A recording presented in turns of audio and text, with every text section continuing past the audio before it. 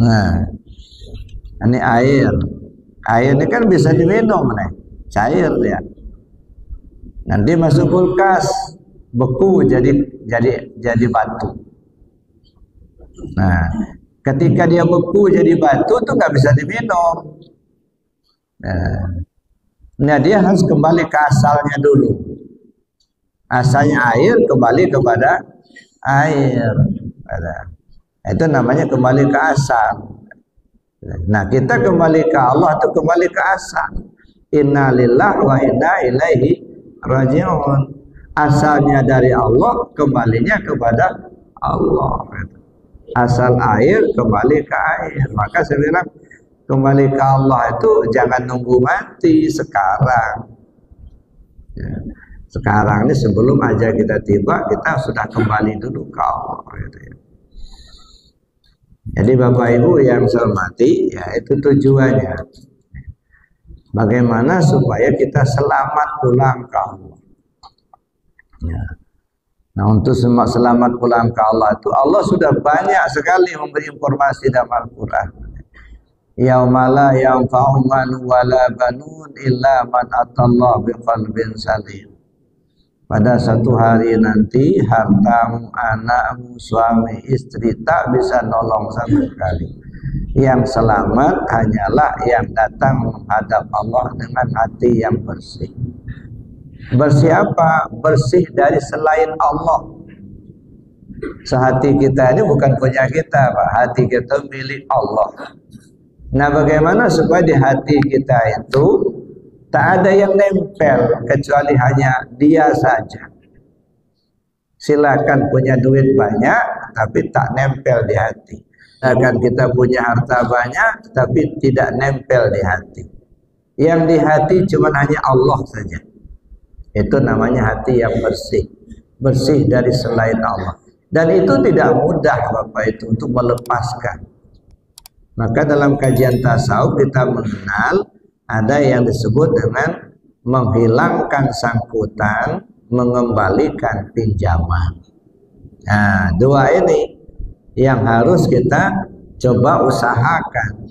Mengembalikan pinjaman, menghilangkan sangkutan. Mengembalikan pinjaman bagaimana? Sifat 7 yang ada pada diri kita itu bukan milik kita. Itu pinjaman. Mana sifat 7? Mulai dari qadrat, iradat, ilmu, hayat, sama, basar, kalam. Ini yang kita kenal sifat ma'ani.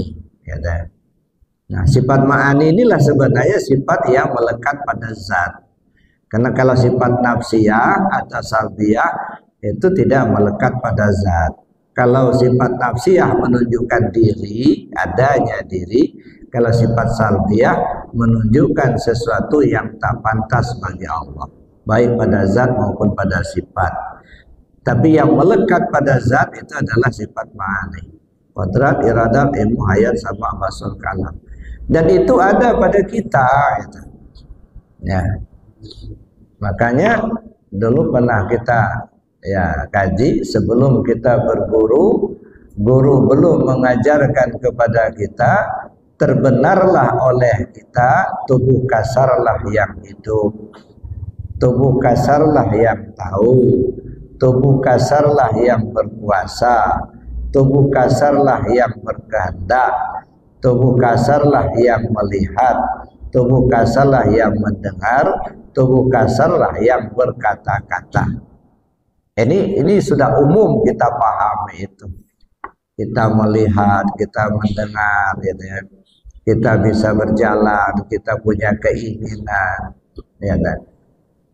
Nah, ternyata setelah kita kaji, ya, sesudah kita berguru, guru sudah mengajarkan kepada kita, ternyata hidup tubuh yang kasar karena hidup tubuh yang halus.